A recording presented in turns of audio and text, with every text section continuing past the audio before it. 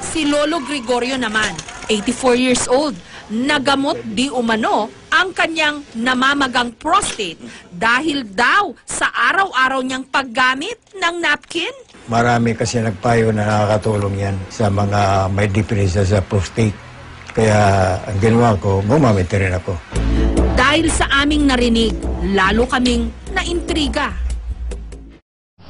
Hi, I'm Greg, turning 85 several years ago. Nagkaroon ako ng sakit na prostate. Kanya ako'y through examination, napansin nila na talagang meron akong prostate na sickness.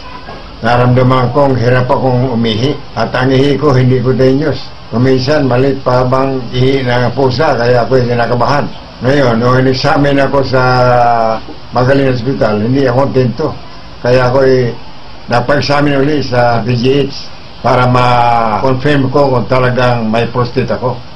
Totoo nga, mayroon.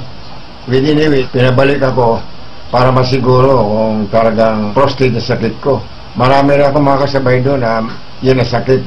Yun na prostate, nangyayari sa mga taong edad na 60 pataas, sakit na yun.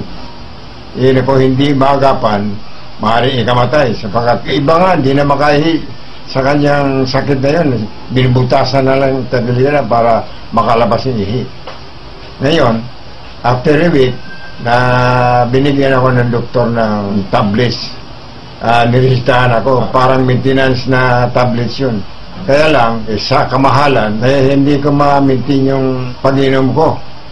Ngayon, nung mabalitaan ko dito sa produktong Negatibayon, nakatulong na malaki. Within a week, para nag-improve ang pag-ihi ko.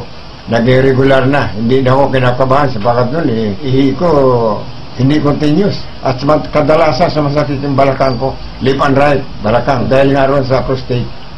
Ngayon, bago ako magkabit yan, naliligo muna ako sa umaga, sinusuot ko na yon. Every day na yon, hanggang sa ngayon, ginagamit ko. Last week, nagkaroon naman ako ng rheuma. Sa tuhod, sa kanang tuhod ko. Ngayon, nag-inom ako ng gamot na pang rheuma. Mayroon ng ginagamit ko is luhalinimin. Hindi rin effective. Mayroon pa akong na ginagamit. Kuminsan, wala, parang tinutusok yung tuhod ko. Tuhod ko parang tinutusok na krayo. Hanggang sa pababa, yung laman medyo kumikirot. Ngayon, ang ginawa ko, try out itong Negatibayon. Tatlo yun sa tuhod ko. Kaya dapat ko yung tatlong kuwan, saka binandage ko. Kaya bago ako matulog, binabandage ko. After 2 days, nawala yung tusok-tusok ng binti ko